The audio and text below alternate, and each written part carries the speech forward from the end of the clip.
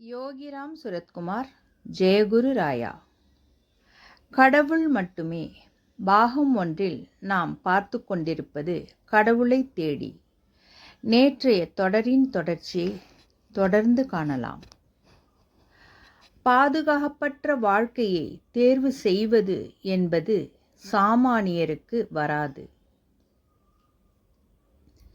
பொறுப்பை தவிர்த்து ஒருவர் குடும்பத்தை விட்டு வெளிவருகிறார் என்றால் அவர் நிச்சயம் ஞானியாக முடியாது. 1922 டிசம்பர் 28. அன்புள்ள சகோதரிக்கு, நீங்கள் எதிர்காலத்தில் எனக்கு சகோதரி. நான் சரணடைந்திருக்கும் ஸ்ரீராம் என்னை கடந்த கால வாழ்க்கையிலிருந்து வெளிவருமாறு அழைத்திருக்கிறார். இந்த அகண்ட உலகில் நான் ஒரு பிச்சைக்காரனாக எனது ஸ்ரீராமின் இனிமையான நாமத்தை ஜபித்து கொண்டு இருப்பேன். ஸ்ரீராமின் கருணையையும் அன்பையும் பெற வேண்டும் என்பது தவிர எனக்கு இந்த உலகில் வேறு எந்த குறிக்கோளும் இல்லை. இந்த ஒரு குறிக்கோளுக்காகவே நான் எனது எஞ்சிய வாழ்க்கையை அர்ப்பணிப்பேன். இதற்காக கஷ்டப்படுவேன். எந்த அளவுக்கு கஷ்டப்பட தயாராக இருக்கிறேன். நாம் மீண்டும் சந்திக்க மாட்டோம். கணவன் மனைவியாக கடவுளின் உண்மையின் பாதையில் எப்போதும் நடங்கள். ராணியையும் அவ்வாறே நடக்கச் சொல்லுங்கள். நெசவை விட்டுவிட வேண்டாம். அது உங்களுக்கு அமைதியையும் மகிழ்ச்சியையும் கொடுக்கும். ராணியும் அதை செய்யட்டும். ராணிக்கும் உங்களுக்கும் ஸ்ரீராமின் ஆசிகள். உங்கள் இருவரையும் அவர் பாதுகாப்பார். உங்கள் அன்புள்ள விட்டல். மங்களூரில் இருக்கும் தனது வீட்டை விட்டு வெளியேறி மெட்ராஸ் மெயிலில் ஏறிய 2 நாட்களுக்கு பிறகு விட்டல் இந்தியாவின் தென்பகுதியில் இருக்கும் திருச்சிராப்பள்ளி ரயில்வே நிலையத்தில் இறங்கினார். அங்கிருந்து 7 மைல்கள் நடந்து ஸ்ரீரங்கத்திற்கு வந்து சேர்ந்தார். அங்கு காவிரி கரையில் ஒரு நிமிடம் நின்றார். அவரது இறுதி லட்சியத்தை எட்ட இன்னும் ஒரே ஒரு அடி எடுத்து வைத்தால் போதும். அடுத்த நிமிடம் அந்த ஒரு அடியையும் எடுத்து வைத்து காவிரி நீரில் உடல் நனைய நின்றார். குளித்தார். அணிந்திருந்த வெள்ளை உடையை கழன்று ஓடும் காவிரியிலேயே விட்டார். உடையை தண்ணீர் அடித்து சென்றது. அதோடு அவரது முந்தைய பற்றுகள் பந்தங்கள் சேர்ந்து நீரில் அடித்து செல்லப்பட்டன.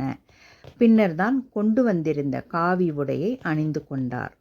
இனி வாழ்க்கை முழுவதும் தியானமும் அவரது கடவுளான ஸ்ரீராமுக்கு சேவையும் தான் இருக்க வேண்டும் என்று பிரார்த்தனை செய்து கொண்டார். கடும் பிரம்மச்சரியத்தை கடைபிடிக்க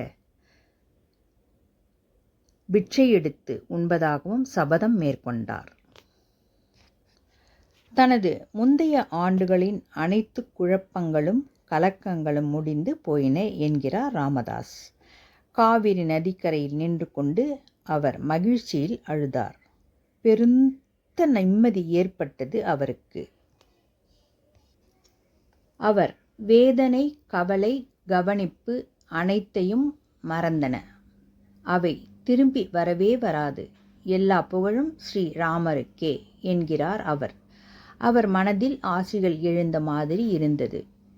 அவை ஸ்ரீராமரிடமிருந்து வந்தது என்று அவருக்கு தெரியும். நான் உன்னை எனது கவனிப்பில் பாதுகாப்பில் எடுத்துக் கொள்கிறேன். இனி உனது பெயர் ராமதாஸ் என்று கடவுளிடமிருந்து அவருக்கு ஆசிகள் கிடைத்தது. அடுத்த 6 ஆண்டுகளுக்கு அவர் பயணம் செய்து கொண்டிருந்தார். 1922 இறுதியிலிருந்து 1928 வரை அவர் பயண சந்நியாசி. இந்தியா முழுவதும் ரயிலில் மற்றும் கால்நடையாக சுற்றினார். முதல் சில நாட்களுக்கு அவருக்கு பயணத்தின் நோக்கம் தெரிந்தது. அது கடவுளிடமிருந்து வந்தது. அவரது முந்தைய வாழ்க்கை மற்றும் சூழலிலிருந்து வெளியே கொண்டு வருவதற்கானது. அடுத்து அவர் இந்தியாவெங்கிலும் இருக்கும் கோவில்கள் மற்றும் நதிகளை சென்று பார்க்க வைத்தது. தான் கடவுளிடம் சரணடைந்ததிலிருந்தே அவர் கையை பிடித்தபடிதான் நடந்து கொண்டிருந்தார். அவரது நம்பிக்கையை, அவரது அன்பை, தெய்வீக பெயரின் கொண்டாட்டத்தை ஒரு அகன்ற சூழலில் செயல்படுத்த அவருக்கு ஒரு அவசர தேவை இருந்தது. குளிர், பசி, மோசமாக நடத்தப்படல் போன்றதன தான் படும் கஷ்டங்களினால் தனது லட்சியத்திலிருந்து வெளியே வரும் அளவுக்கு தான் நம்பிக்கை இழக்க வைப்படுவோமோ என்று அவர் அஞ்சினார். தான் கற்றுக்கொள்ள வேண்டியது நிறைய இருக்கிறது என்று அவருக்கு தெரியும். தான் இப்போதுதான் நடக்க கற்றுக்கொள்ளும் குழந்தை. அதுவும் ஸ்ரீராமின் உதவியால் என்று அவர் கருதினார். அவரது ஆரம்ப கால பயணங்கள் குறித்து அவரது கவிதைகள் மற்றும் கட்டுரைகளிலிருந்து நமக்கு ஒன்று தெரிகிறது. அதாவது, என்னதான் அவர் கடவுளிடம் முழுவதுமாக சரணடைந்து விட்டாலும் ஏதோ ஒன்றை நினைத்து அவருக்கு இன்னும் ஏக்கம் இருந்தது. அவரது முதலாண்டு பயணம் பற்றிய அவரது கட்டுரைகளில் அது வெளியானது. ராமதாஸின் பிரத்யேக குணாதிசயத்திற்கு அது மாறானது. 25 ஆண்டுகளுக்கு பின் வரவிருக்கும் மற்றொரு கடவுளின் பிச்சைக்காரனின் வாழ்க்கையில் பொறிக்கப்பட்டிருந்தது அது.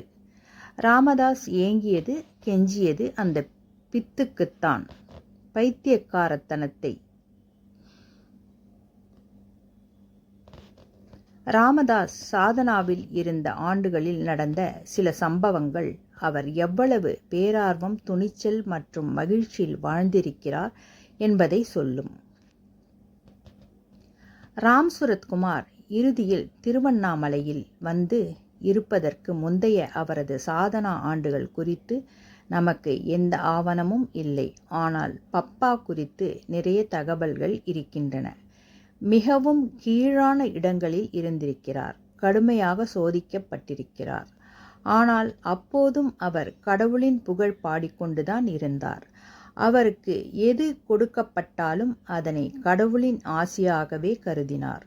ரயில்வே ஸ்டேஷன் அருகே சிறுநீரால் ஈரமடைந்த மரத்தடியில் வெறும் தரையில் படுக்க வேண்டியிருந்தது. அதை கூட அவர் ராம் தனது தாசனுக்கு அளித்த பாதுகாப்பான இடம் என்றுதான் கருதினார். அதனை ஒரு அரண்மனையில் தனக்கு கொடுக்கப்பட்ட சுத்தமான அறை என்று நினைத்து கொண்டார். எந்த சூழலாக இருந்தாலும் ராமதாஸ் அதனை தான் இந்த உடலை துறக்க தனக்கு கொடுக்கப்பட்ட வாய்ப்பு என்று கருதினார். எந்த இடம் கொடுக்கப்பட்டாலும் ஸ்ரீராமின் குழந்தையான ராமதாஸ் நன்றாக உறங்கி காலையில் உற்சாகமாக எழுந்து அனைத்து சக்திகளின் இருப்பிடமாகிய ராமின் அன்பான அரவணைப்பில் இருந்தார். இதன் தொடர்ச்சியை நாளை தொடர்ந்து காணலாம்.